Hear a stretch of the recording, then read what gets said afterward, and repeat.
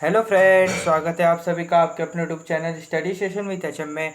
तो फ्रेंड्स, आज हम आर basic class 12 physics unit number 2 अध्याय नंबर 1 यूनिट नंबर 2 जिसका नाम है धारा वैद्युतिकी। जैसा कि आपको दिख रहा है, यूनिट नंबर 1 का रिवीजन अपन ने कंप्लीट कर दिया पूरा। आज है इकाई नंबर 2 धारा वैद्युति के प्रथम अध्याय विद्युत धारा को स्टार्ट करेंगे। ठीक है, यदि कंटिन्यूसली चले तो अध्याय नंबर 5 है ये, और धारा वैद्युति का प्रथम चैप्टर है ये। स्थिर वैद्युति अपनी कंप्लीट हो चुकी है। अगर वीडियोस नहीं देखे हैं तो डिस्क्रिप्शन बॉक्स में लिंक है, वहाँ जाके देखिए, और एंड स्क्रीन पर भी मैं वीडियोस डाल दूंगा। आज अपन चर्चा करने वाले हैं विद्युत धारा नामक चैप्टर पर। फिजिक्स के विद्युत धारा नामक चैप्टर को स्टार्ट करने वाले हैं। संशोधित पाठ्यक्रम के अनुसार चलें तो विद्युत धारा जो चैप्टर है, इसमें से जो मेन टॉपिक है, मतलब पाठ का जो अर्थ है, वो ही हटा दिया गया आपका। तो अपन वो उसको थोड़ा एक बार साइड में रखेंगे। अपन ज्ञान के लिए पहले सबसे पहले अपन समझेंगे कि जो विद्युत धारा है भैया, जो विद्युत धारा है उसका अर्थ क्या होता है। ठीक है, तो समझते हैं विद्युत धारा। विद्युत धारा को इंग्लिश में अपन क्या कहते हैं? Electric current. क्या कहते हैं भैया? इलेक्ट्रिक करंट कहते हैं। और यदि आपको वीडियो अच्छा लगता है तो वीडियो को लाइक कर देना, चैनल को सब्सक्राइब कर देना, क्योंकि ऐसा कंटेंट आपको पूरे यूट्यूब चैनल पे कहीं नहीं मिलेगा, और आरबीएससी से रिगार्डिंग तो कभी नहीं मिलने वाला, और वो भी आरबीएससी हिंदी मीडियम। ठीक है, आरबीएससी इंग्लिश मीडियम का आप खोजेंगे तो आपको ज़रूर मिल जाएगा, या थोड़े से चांसेस हैं, लेकिन आरबीएससी हिंदी मीडियम का ऐसा कंटेंट मिलना पूरे यूट्यूब चैनल पे कहीं नहीं मिलेगा। तो पीडीएफ यदि आपको इसकी चाहिए तो फ्री में अवेलेबल है डिस्क्रिप्शन बॉक्स में, तो वहाँ से आप डाउनलोड कर सकते हैं पीडीएफ को।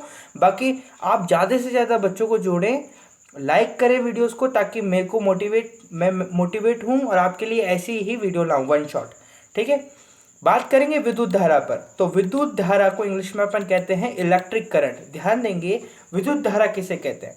देखेंगे, किसी काट क्षेत्र से प्रति एकांक समय में गुजरने वाला नेट आवेश क्या कहलाता है भैया? विद्युत धारा कहलाता है। ठीक है, किसी काट क्षेत्रफल या अनुप्रस्थ काट क्षेत्रफल से प्रति एकांक समय में, यानी प्रत्येक सेकंड में गुजरने वाला जो नेट आवेश है, वो आपका क्या कहलाता है? विद्युत धारा कहलाता है। ध्यान देंगे विद्युत धारा के फॉर्मूले पर। तो विद्युत धारा का जो फॉर्मूला होता है भैया, वो आपके क्या होता है? ये वाला होता है।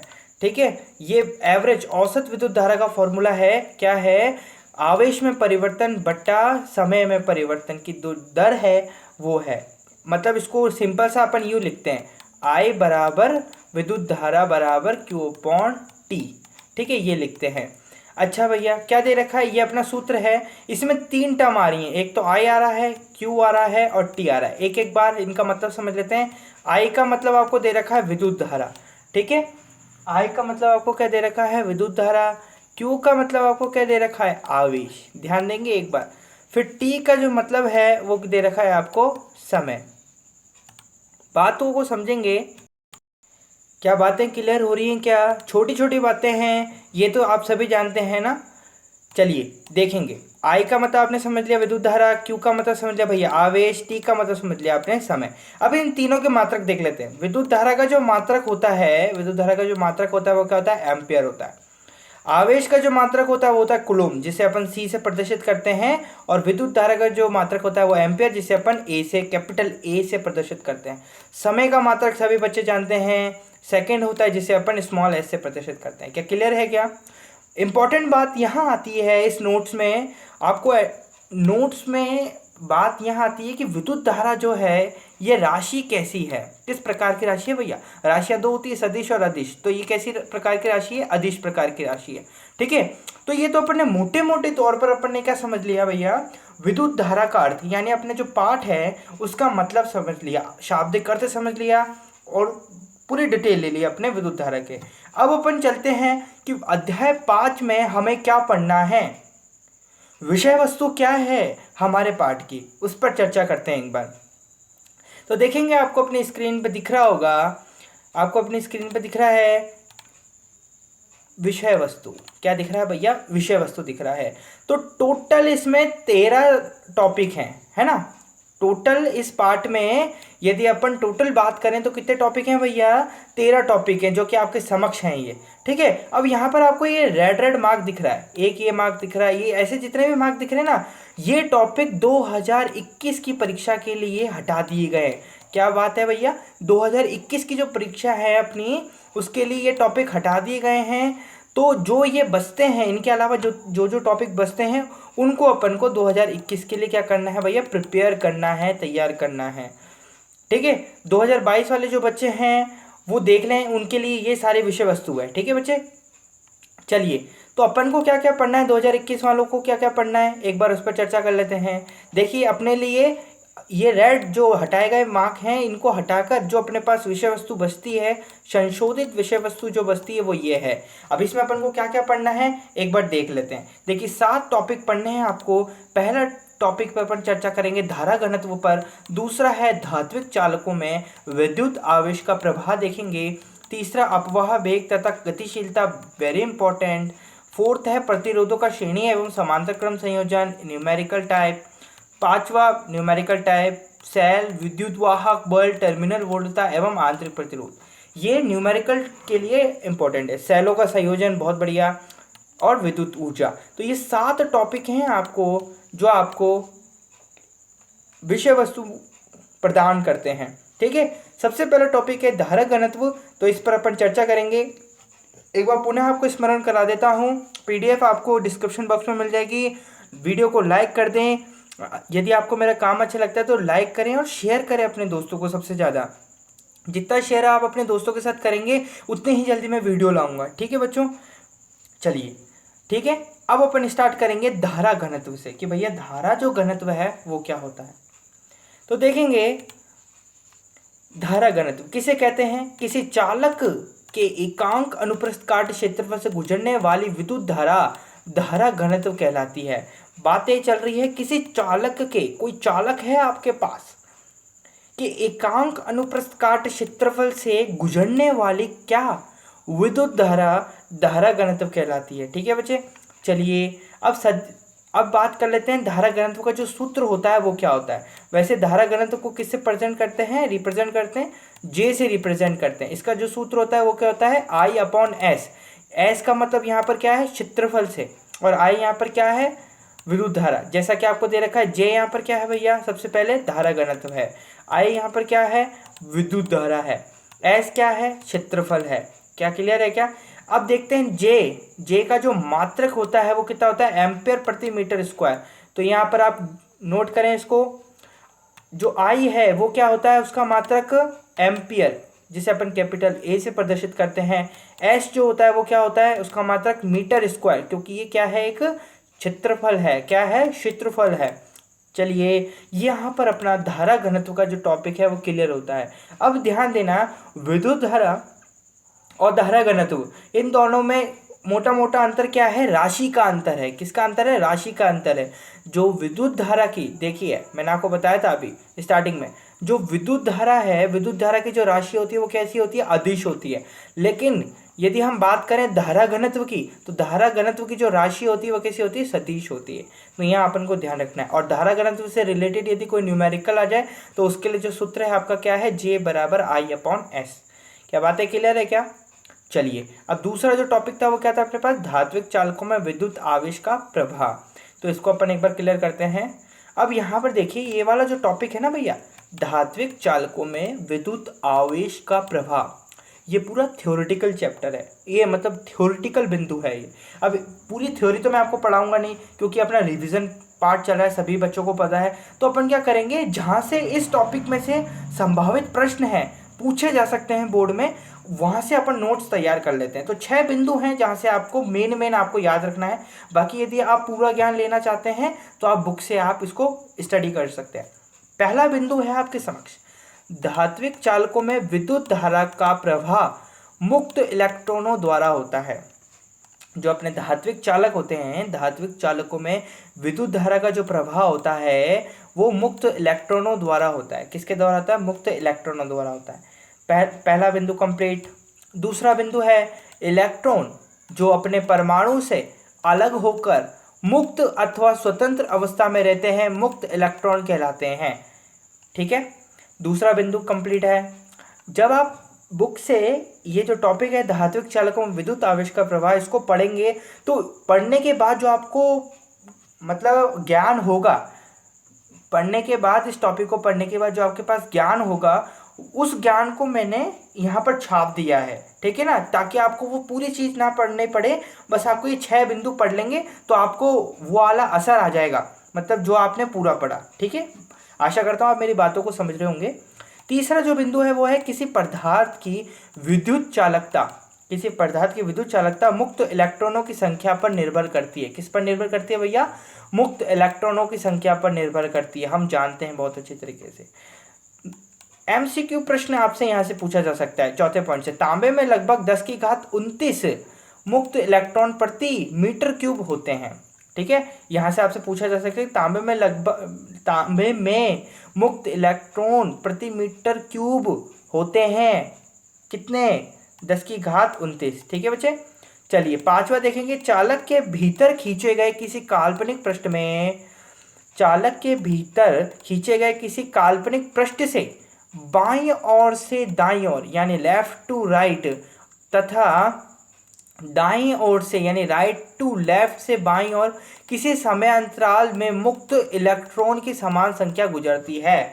हमने बहुत अच्छे तरीके से पढ़ रखा है, क्योंकि अपना रिवीजन है, मैं ज़्यादा बताऊंगा नहीं आपको, सिर्फ आप कंप्लीट करें इसको। ठीक है, छठा पॉइंट है आपके पास, इलेक्ट्रॉन विद्युत क्षेत्र की दिशा के विपरीत दिशा में गति करते हैं और विद्युत क्षेत्र की दिशा में धारा प्रभावित होती है। बस ये 6 पॉइंट है, आपको याद रखने हैं, ज़्यादा आपको इसमें डीप नहीं जाना है। ठीक है बच्चे, दूसरा पॉइंट आपका बहुत अच्छी तरीके से कंप्लीट होता है, आशा करता हूं मैं। बढ़ते हैं आगे वाले पॉइंट पर। तीसरा जो पॉइंट है आपके पास वो है तीसरा जो पॉइंट है वो है अपवाह वेग तथा गतिशीलता। तो अपवाह वेग को अपन अपवहन वेग भी कहते हैं और तथा गतिशीलता, इसको तो गतिशीलता ही कहते हैं। तो यहाँ पर दो बातें आ रही हैं अपने पास, पहली आ रही है अपवाह वेग और दूसरी आ रही है गतिशीलता। तो सबसे पहले अपन किसको समझेंगे भैया? अपवाह वेग को समझेंगे। तो ध्यान से समझेंगे सारे के सारे बच्चे, नोट्स आपको पीडीएफ में मिल ही जाएंगे। और लाइक करना है सभी बच्चों को और सब्सक्राइब करके जाना है, जो भी नए बच्चा देख रहा है उसको सब्सक्राइब करना है और अपने दोस्तों को भी बताएंगे सारे के सारे बच्चे। ठीक है, चलिए अब अपवाह जो वेग है उसको समझ लेते हैं। अपवाह वेग तथा गतिशीलता में सबसे पहले अपन समझेंगे अपवाह वेग को। तो अपवाह वेग को समझने से पूर्व कुछ आवश्यक बिंदु आपको समझने चाहिए भैया। मैंने नोट डाल दिया है यहाँ पर, डाला क्या है नोट कि अपवाह वेग को यदि आपको समझना है या अपवहन वेग को यदि आपको समझना है तो उससे पूर्व आपको कुछ शब्दावली याद करनी होगी, कुछ परिभाषाएं याद करनी होगी। वो परिभाषाएं क्या है भैया? 4 परिभाषाएं आपके पास। पहली परिभाषा है मुक्त पथ की। मुक्त पथ किसे कहते हैं? तो चालक में बाह्य विद्युत क्षेत्र की अनुपस्थिति में रखे होने पर दो क्रमागत टक्करों के मध्य, यहाँ लिख लेना भैया मध्य, ठीक है, मध्य तय किया गया पथ मुक्त पथ कहलाता है। ठीक है, दूसरा है माध्य मुक्त पथ। विभिन्न टक्करों के तहत तय किए गए मुक्त पथों का औसत मान माध्य मुक्त पथ कहलाता है, जिसका मान लगभग 10⁻⁹ मीटर होता है। ठीक है, दूसरी परिभाषा। तीसरी परिभाषा विश्रांति काल। दो क्रमागत टक्करों के मध्य पथ तय करने में लिया गया जो समय है वो क्या कहलाता है? विश्रांति काल कहलाता है। काल से आपको याद रख लेना है समय। ठीक है, काल से आपको क्या याद रख लेना है? समय याद रख लेना है। चौथा बिंदु आता है माध्य विश्रांति काल। कि माध्य विश्रांति काल किसे कहते हैं? तो विभिन्न विश्रांति कालों का औसत मान जो होता है वो माध्य विश्रांति काल कहलाता है। क्या बच्चों को सारे को क्लियर है क्या कि जो अपवाह वेग को पढ़ने से पूर्व यदि क्या क्या समझना चाहिए? 4 टर्म से समझनी है, मुक्त पथ, माध्य मुक्त पथ, विश्रांति काल और माध्य विश्रांति काल। तो 4 बिंदुओं पर अपन को चर्चा करनी है। बात करेंगे अब अपवाह वेग पर। क्या अपवाह वेग किसे कहते हैं? तो देखिए बहुत सिंपल तरीके से मैंने आपको समझा रखा है, बहुत बढ़िया तरीके से समझा रखा है कि अपवाह वेग को सबसे पहले इंग्लिश में क्या कहते हैं? अपवाह वेग को इंग्लिश में क्या कहते हैं? ड्रिफ्ट वेलोसिटी कहते हैं भैया। क्या कहते हैं? ड्रिफ्ट वेलोसिटी कहते हैं। अब यदि अपवाह वेग को आपको समझना है तो सबसे पहले आपको वेग, 2 शब्द आ रहे हैं यहाँ पर, पहला आ रहा है अपवाह और दूसरा आ रहा है वेग। तो वेग को तो अपन अच्छी तरीके से जानते हैं लेकिन अपवाह को नहीं जानते, तो सबसे पहले अपवाह को समझ लेते हैं। यानी ये वाला जो बिंदु है अपवाह का, कि अपवाह किसे कहते हैं? क्या है अपवाह? इसको समझ लेते हैं। यानी ड्रिफ्ट मतलब व्हाट इज ड्रिफ्ट, इसको समझते हैं। तो लिखा हुआ है, आपको दिख नहीं रहा है तो मैं इसको जूम कर देता हूँ, थोड़ा देखेंगे सारे बच्चे। जूम कर दिया है, परेशानी नहीं आनी चाहिए। विद्युत क्षेत्र के प्रभाव में चालक में स्थित ये मुक्त इलेक्ट्रॉन विद्युत क्षेत्र के विपरीत दिशा में गति करते हैं। इस प्रकार की गति को अपवाह कहते हैं। क्या लिख रखा है? विद्युत क्षेत्र के प्रभाव में चालक में स्थित मुक्त इलेक्ट्रॉन विद्युत क्षेत्र के विपरीत दिशा में गति करते हैं। इस प्रकार की जो गति कहलाती है वो क्या कहलाती है? अपवाह वेग कहलाती है। वापिस से देखेंगे, विद्युत क्षेत्र के प्रभाव में, जब चालक को विद्युत क्षेत्र के प्रभाव में रखा जाता है तो चालक में स्थित जो मुक्त इलेक्ट्रॉन होते हैं वो विद्युत क्षेत्र के विपरीत दिशा में क्या करते हैं? गति करते हैं। मतलब मान लो ये कोई चालक था और यहाँ पर मैंने इस पर आरोपित कर दिया ई, यानी विद्युत क्षेत्र आरोपित कर दिया, और इसमें मान लो ये रखे हुए थे क्या? मुक्त इलेक्ट्रॉन। तो ये इस प्रकार गति करेंगे, ये विपरीत दिशा में गति करेंगे, इसकी ई की दिशा में। ठीक है, तो ये तो अपना क्या हो गया? अपवाह हो गया। ठीक है, समझ में आया? चलिए अब अपन समझ लेते हैं। अपवाह समझ लिया, अब अपन लायक हो गए हैं इसके कि अपन अपवाह वेग या अपवहन वेग को समझ लें। तो इसकी परिभाषा आपको दे रखी है, किसी चालक पर विभवांतर आरोपित करने से विद्युत क्षेत्र की उपस्थिति में मुक्त इलेक्ट्रॉन विद्युत क्षेत्र के विपरीत दिशा में औसत वेग उत्पन्न करते हैं, जिसे क्या कहते हैं? औसत वेग उत्पन्न करते हैं, जिसे अपन क्या कहते हैं? अपवाह वेग, यानी Vd कहते हैं। इसको Vd से प्रदर्शित करते हैं, जैसा कि आपको लिख भी रखा है। ठीक है, अब भैया ये एक क्या है? सूत्र है, तो इसको ज्ञात करने के लिए अपन को ज्ञात करना पड़ेगा। तो ज्ञात कैसे करेंगे? तो इसका सूत्र आपको दे रखा है कि Vd यानी अपवाह वेग बराबर क्या होता है? Q टाउ अपॉन m, और ये क्या है? विद्युत क्षेत्र है ना, विद्युत क्षेत्र की तीव्रता। और ये क्या है? टॉ विश्रांति काल को प्रदर्शित करता है, जैसा कि आपको यहाँ पर लिख भी रखा है। यहाँ पर आपको मैंने पूरा डिटेल दे रखी है ताकि आपको कंफ्यूज ना हो जब आप बाद में पढ़ें।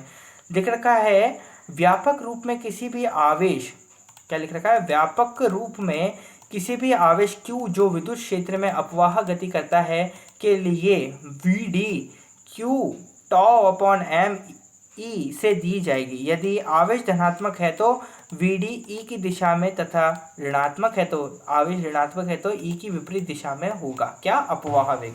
ठीक है भैया, समझ में आ गया? क्या पूरा टॉपिक समझ में आया? अपवाह वेग समझ में आ गया। तीसरा टॉपिक अपना कंप्लीट होता है, तीसरे टॉपिक का फर्स्ट पार्ट अपवाह वेग कंप्लीट होता है। अब बात करेंगे गतिशीलता पर। तो गतिशीलता के विषय में भी कुछ इसी प्रकार का है भैया। तो गतिशीलता को इंग्लिश में अपन क्या कहते हैं? मोबिलिटी कहते हैं, है ना। और इसका क्या कहते हैं? मुक्त इलेक्ट्रॉनों के अपवहन वेग तथा आरोपित विद्युत क्षेत्र के परिमाण के अनुपात को मुक्त इलेक्ट्रॉनों की गतिशीलता कहते हैं, यानी मोबिलिटी कहते हैं। ठीक है, तो व्यापक रूप में यदि अपन समझे, यानी कट कुटा के जो भी अपन ने डेरिवेशन करा गतिशीलता का, सब कुछ कर कुरा के जो अपने पर फाइनल रिजल्ट आता है वो क्या होता है? व्यापक रूप में किसी आवेश Q के लिए जो गतिशीलता है, ये किसका साइन है? गतिशीलता का साइन है भैया। ठीक है, तो गतिशीलता वो क्या होती है? वो इस प्रकार की होती है, Q टॉ अपॉन m। ठीक है, मात्रक की बात कर लें तो मात्रक meter square upon second v। ठीक है, राशि बात कर लें, अदिश है गतिशीलता, जो राशि है इसकी अदिश है। निर्भरता, ये निर्भर किस पे करती है? पदार्थ की प्रकृति और ताप पर निर्भर करती है। ठीक है, चलिए यहाँ पर अपना तीसरा टॉपिक अपवाह वेग तथा गतिशीलता कंप्लीट होता है। अब बात करेंगे अपन चौथे टॉपिक, वेरी इंपॉर्टेंट टॉपिक पे बात करने वाले हैं, प्रतिरोधों का श्रेणी तथा समांतर क्रम संयोजन। मतलब प्रतिरोधों का दो संयोजन है, पहला श्रेणी क्रम संयोजन और दूसरा समांतर क्रम संयोजन। सबसे पहले बात करेंगे अपन श्रेणी क्रम संयोजन पर। श्रेणी क्रम संयोजन पर सबसे पहले बात करेंगे तो लिख रखा है दो या दो से अधिक प्रतिरोधों का ऐसा संयोजन जिसमें प्रत्येक प्रतिरोध में समान विद्युत धारा प्रवाहित होती है, श्रेणी क्रम संयोजन कहलाता है। यानी श्रेणी क्रम संयोजन किसे कहते हैं वो आपको परिभाषा दे रखी है। इस संयोजन में प्रत्येक प्रतिरोध का दूसरा सिरा अगले वाले प्रतिरोध के पहले सिरे से जोड़ते हैं। ठीक है, अब देखते हैं श्रेणी संयोजन का तुल्य प्रतिरोध संयोजन में प्रयुक्त प्रतिरोधों के योग के बराबर होता है। यदि n प्रतिरोधों को श्रेणी क्रम में जोड़ा जाए तो अपने जो तुल्य प्रतिरोध है, तुल्य जो प्रतिरोधकता है श्रेणी क्रम संयोजन में, वो कितनी हो जाएगी भैया, REQ यानी समान R1 plus R2 plus R3, है ना। तो ये अपना प्रतिरोध हो जाएगा, तुल्य प्रतिरोध हो जाएगा, जिसे अपन क्या कहते हैं, तुल्य प्रतिरोध हो जाएगा। ठीक है, अब है इसकी विशेषताएं। तो आपको सिर्फ इसमें एक ही फॉर्मूला याद रखना है, ये वाला, ठीक है, तुल्य प्रतिरोध वाला। अब आपको क्या याद करना है, इस प्रकार प्रतिरोधों के श्रेणीक्रम संयोजन की निम्न विशेषताएं होती है कि सभी प्रतिरोधों में प्रभावित विद्युत धारा समान होती है। परिपथ का परिणामी विभवांतर पृथक पृथक प्रतिरोधों के सिरों पर विभवांतर का योग होता है, यानी V जो होता है वो बराबर होता है V1 V2 प्लस V3 इस प्रकार का। तुल्य प्रतिरोध का मान संयोजन में जोड़े गए किसी भी एक प्रतिरोध के मान से अधिक होता है। ये विशेषता है, इंपॉर्टेंट है, ठीक है, जो अपन जब इसको पढ़ते हैं टॉपिक को तो अपन लिखते हैं इनको। ठीक है, ये हुई अपनी इसकी बात। अब बात कर लेते हैं अपन समांतर क्रम की बात कर लेते हैं। ठीक है, कि समांतर क्रम क्या है, समांतर क्रम संयोजन क्या है। तो समांतर क्रम संयोजन है दो या दो से अधिक प्रतिरोधों का ऐसा संयोजन जिसमें प्रत्येक प्रतिरोध के सिरों पर विभवांतर का मान एक समान हो, प्रतिरोधों का समांतर क्रम संयोजन कहलाता है। वहां पर विद्युत धारा थी, यहाँ पर विभवांतर है। इस संयोजन में सभी प्रतिरोधों के एक सिरे आपस में जुड़े होते हैं तथा इसी तरह दूसरे सिरे भी आपस में जुड़े होते हैं। ठीक है, बात करें इसके तुल्य प्रतिरोध की तो आपको यहाँ पर दे रखा है तुल्य प्रतिरोध R/RQ upon 1/R1 plus 1/R2 plus 1/R3। इस प्रकार प्रतिरोधों के समांतर क्रम संयोजन में तुल्य प्रतिरोध का व्युत्क्रम संयोजन में जोड़े गए सभी प्रतिरोधों के व्युत्क्रमों के योग के समान होता है। स्टेटमेंट यदि लिखना चाहो तो। चलिए बात करेंगे प्रतिरोधों की विशेषताओं के विषय में। तो विशेषताएं आपको दे रखी है। पहली विशेषता, प्रत्येक प्रतिरोध के सिरों पर विभवांतर समान रहता है। यदि R1 R2 Rn मान के प्रतिरोध जहां R1 सबसे बड़ा है उससे छोटा R2 है, फिर ऐसे छोटा होता जा रहा है तो इनमें बहने वाली विद्युत धाराओं का मान कैसा हो जाएगा, पहले कम बहेगा पहले वाले में, फिर उससे ज़्यादा बहेगा, उससे ज़्यादा, फिर जो N है उसमें बहुत ज़्यादा बहेगा। इस संयोजन में तुल्य प्रतिरोध का मान जो होता है संयोजन में जोड़े गए निम्नतम प्रतिरोध से भी कम होता है। बात हुई क्लियर। प्रतिरोध का श्रेणी तथा समांतर क्रम संयोजन सभी बच्चों को क्लियर होना चाहिए। अब बात करते हैं पांचवें बिंदु पर। पांचवा बिंदु बेहद इंपॉर्टेंट है, आपको दिख भी रहा है नोट्स में मैंने कितनी अच्छे तरीके से बना रखा है, तो आप देखेंगे इसको कि सेल, विद्युत वाहक बल, टर्मिनल वोल्टता एवं आंतरिक प्रतिरोध, कितनी टर्म्स आ रही हैं, 1 2 3 और 4 बातें आ रही हैं भैया समझने के लिए। तो सबसे पहले समझेंगे सेल को कि सेल किसे कहते हैं। तो सेल के विषय में दे रखा है वह उपकरण जो रासायनिक ऊर्जा को विद्युत ऊर्जा में रूपांतरित कर एक स्थायी मान की विद्युत धारा प्रदान करता है, सेल कहलाता है। सेल दो प्रकार के होते हैं, प्राथमिक सेल और द्वितीयक सेल। समझते हैं प्राथमिक सेल को, तो वह सेल जिन्हें पुनः आवेशित नहीं किया जाता है, यानी यूज एंड थ्रो वाले जो सेल होते हैं वो प्राथमिक सेल कहलाते हैं।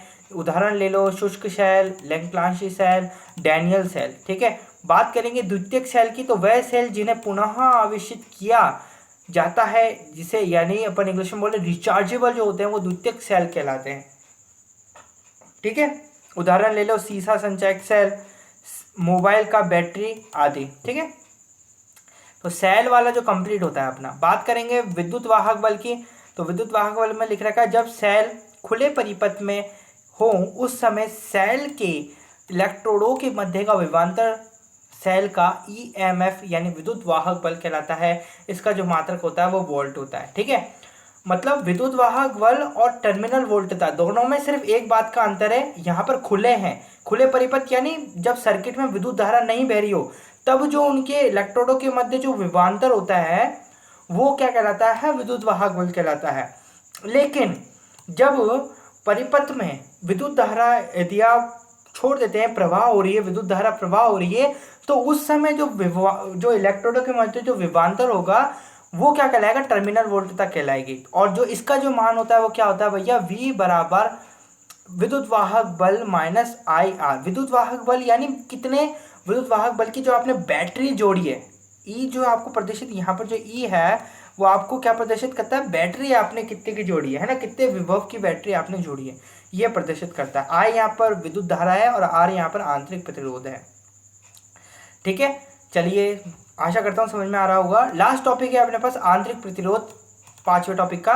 तो ये है सेल में प्रयुक्त विद्युत अपघट्य पदार्थ आयनों के प्रवाह यानी विद्युत धारा में अवरोध उत्पन्न करता है, सेल का आंतरिक प्रतिरोध कहलाता है। और जो इसका सूत्र है आर बराबर ई माइनस वी, जो कि टर्मिनल वोल्टता है बट्टा टर्मिनल वोल्टता, और इसका 8 से मल्टीप्लाई कर देंगे। तो पूरी बात आपको ये समझ में आ रही है। ये पूरा चार्ट आपके लिए बनाया गया है, इसको यूटिलाइज करें और वीडियो को लाइक करें, चैनल को सब्सक्राइब करें और अपने सभी मित्रों को जोड़ें इस चैनल से, ताकि अपने ज़्यादा से ज़्यादा फॉलोवर्स हो सकें, सब्सक्राइबर हो सकें, ताकि अपन और भी इसी प्रकार की केमिस्ट्री की भी वीडियोस लाएं। बच्चों की एक डिमांड आती है कि भैया ऑर्गेनिक केमिस्ट्री समझ में नहीं आती, तो ऑर्गेनिक केमिस्ट्री के लिए भी अपन प्रयत्न करेंगे। कब करेंगे, जब आप इस वीडियो और तमाम वीडियो जो मैंने अभी डाली हैं पिछले कुछ दिनों में, अगर आप उनमें लाइक की बढ़ोतरी करवाएंगे तो मैं ज़रूर ऑर्गेनिक केमिस्ट्री और पूरी केमिस्ट्री को इसी प्रकार से, जिस प्रकार से अपनी फिजिक्स चल रही है, उस पर कंप्लीट करेंगे। ठीक है, बात करेंगे छठे पॉइंट पर। तो छठा पॉइंट जो है अपने पास, उस पर बात कर लेते हैं एक बार। 6th पॉइंट है सेलों का संयोजन। ठीक है, तो सेलों का संयोजन में दो प्रकार का होता है, श्रेणी क्रम संयोजन होता है, एक समांतर क्रम संयोजन होता है। बात करेंगे श्रेणी क्रम संयोजन पर। तो सेलों का ऐसा संयोजन जिसमें पहले सेल के एक टर्मिनल को दूसरे सेल की विपरीत ध्रुवता के टर्मिनल से जोड़ा जाता है, सेलों का श्रेणी क्रम संयोजन कहलाता है। संयोजन में दो अंत्य सिरे यानी एंड पॉइंट विपरीत ध्रुवता के होते हैं। इन्हें बाह्य प्रतिरोध या परिपथ को जोड़ने के लिए उपयोग में लिया जाता है। ठीक है, वो अलग बात है। आप देखें श्रेणी क्रम संयोजन। ठीक है, अब श्रेणी क्रम संयोजन तो है, लेकिन सेलों में जो विद्युत वाहक बल है, आंतरिक प्रतिरोध है और जो विद्युत धारा है, ये तीन बातें होती हैं। न्यूमेरिकल यहीं से पूछा जाता है। तो सबसे पहले जानेंगे विद्युत वाहक बल, है ना। तो विद्युत वाहक जो बल होता है वो क्या होता है, उसमें जितने भी लगे हुए हैं विद्युत वाहक 1 प्लस 1 2, ये वाला फॉर्मूला हो जाएगा। फिर आंतरिक प्रतिरोध को आप इस फॉर्मूले से निकाल सकते हैं और जो विद्युत धारा है उसको आप इस फॉर्मूले से निकाल सकते हैं। पीडीएफ में आपको बिल्कुल क्लियर दिखेगा, यहाँ पर भी दिखा सकता हूँ मैं, लेकिन वैसे मुझे ये देखिए। ठीक है, अब आपको आराम से दिख रहा होगा कि भैया यहाँ पर जो अपना क्या है, ये जो है विद्युत वाहक बल वो ये हो गया, आंतरिक प्रतिरोध ये हो गया, और बात करेंगे अपन किस पर, विद्युत धारा पर। तो विद्युत धारा आपकी ये हो गई। तो बातें क्लियर होनी चाहिए। अब अपन बात कर लेते हैं एक बार किस पर, विशेषताओं पर, विशेषताओं पर। ठीक है, तो लिख रखा है पहली विशेषता, परिणामी विद्युत वाहक बल सेलों के विद्युत वाहक बलों के योग के समान होता है तथा तुल्य आंतरिक प्रतिरोध सभी के आंतरिक प्रतिरोधों का योग होता है, जो अपन ने यहाँ पर देखा। ठीक है, ये दोनों टर्म्स। बात आएगी अब कि यदि संयोजन में समान विद्युत वाहक बल एवं समान आंतरिक प्रतिरोध के n सेल जुड़े हों तब क्या सूत्र होगा। तब आपकी ये सूत्र होंगे, तब आपके दो सूत्र होंगे। पहला तो होगा ये, विद्युत वाहक बल n गुणा जितने जुड़े हुए हैं उनसे मल्टीप्लाई कर दो, और जो आंतरिक प्रतिरोध है उसका सूत्र ये हो जाएगा।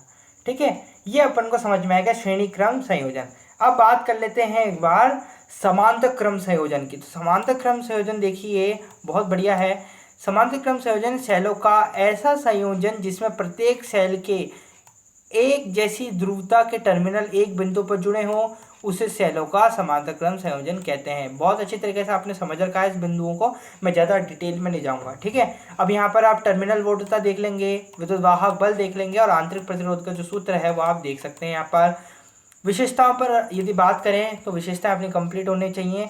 पहली विशेषता है, यदि E1 बराबर E2 बराबर E एवं R1 बराबर R2 बराबर R, अर्थात समान विद्युत वाहक बल एवं समान आंतरिक प्रतिरोध के दो सेल समांतर क्रम में जोड़े जाएं, तो उनके जो विद्युत वाहक बल है वो किसके तुल्य हो जाएगा, E के तुल्य हो जाएगा, और R किसके तुल्य हो जाएगा, R/2 के हो जाएगा। ठीक है, इसी प्रकार से एक और प्रॉपर्टी दे रखी है कि समान विद्युत वाहक बल के n सेलों को जिनके आंतरिक प्रतिरोध कितने हैं भैया, समान हो, तो समांतर क्रम में जोड़ने पर ई क्यू बराबर ई एवं आर ई क्यू, यानी आर जो आंतरिक तुल्य आंतरिक प्रतिरोध जो है वो आर अपॉन एन तथा बाह्य प्रतिरोध में विद्युत धारा का जो मान होगा वो ये आ जाएगा। ठीक है, तो इसी प्रकार से अपन ने बहुत अच्छी तरीके से सेलों का जो संयोजन है इसको अपन ने कंप्लीट करा। ठीक है, अब बात करते हैं अपने लास्ट टॉपिक की, जो कि चैप्टर का लास्ट टॉपिक है और बेहद इंपॉर्टेंट भी है, इसमें एमसीक्यू पूछा जा सकता है। तो विद्युत ऊर्जा के विषय में चर्चा करेंगे। किसी निश्चित समय में किसी विद्युत सेल द्वारा विद्युत परिपथ में धारा प्रवाह के लिए किया गया कुल कार्य अर्थात परिपथ को दी गई ऊर्जा विद्युत ऊर्जा कहलाती है। क्या बात क्लियर हो रही है? क्या बोला अपन ने कि किसी निश्चित समय में किसी विद्युत सेल द्वारा विद्युत परिपथ में धारा प्रवाह के लिए किया गया कुल कार्य अर्थात परिपथ को दी गई कुल ऊर्जा विद्युत ऊर्जा कहलाती है। इसका सूत्र है, क्योंकि ऊर्जा बराबर W होता है, यानी U बराबर W होता है ना, ये U है, ध्यान देना, U बराबर W होता है, हम जानते हैं ऊर्जा बराबर कार्य होता है। तो उस प्रकार से कार्य यदि अपन ने निकाले तो इस फॉर्मूले से, और यदि ये तो मेन है, लेकिन यदि अपन ओम के नियम से देखें तो ओम के नियम से आपके पास ये हो जाएगा। ठीक है, अगर बात करें विद्युत ऊर्जा के एसआई मात्रा की तो वो क्या होता है, जूल होता है, सब बच्चे जानते हैं। और जहां 1 जूल बराबर कितना होता है, 1 वाट गुणा सेकंड। ठीक है, यदि विद्युत ऊर्जा का व्यावसायिक मात्रा की बात करें तो क्या होता है, किलोवाट घंटा, है ना, क्या होता है भैया, किलोवाट घंटा होता है। इसे बोर्ड ऑफ ट्रेड यूनिट यानी BOTU या विद्युत यूनिट भी कहते हैं, यानी यूनिट जो होती है वो। तो हम बात करेंगे एक यूनिट बराबर कितनी होती है, 1 किलोवाट आवर। ठीक है, 1 किलोवाट आवर गुणा 1 घंटा, ठीक है, बराबर 1000 वाट गुणा 3600 सेकेंड। तो इस प्रकार से 1 किलोवाट जो है 3.6 गुणा 10⁶ वाट गुणा सेकेंड, या फिर इसको अपन जूल भी कह सकते हैं, इसे निरूपित करते हैं। आशा करता हूँ आज की वीडियो में आपको बहुत पसंद आई होगी। अगर पसंद आई तो लाइक करेंगे, सब्सक्राइब करेंगे, शेयर करेंगे वीडियो को ज़्यादा से ज़्यादा, ताकि आप इसी प्रकार से और भी ज़्यादा वीडियोस आ सकें। आप जितना समर्थन दिखाएंगे उसका डबल समर्थन मैं आपको दिखाऊंगा। ठीक है, चलिए, धन्यवाद एंड गॉड ब्लेस यू।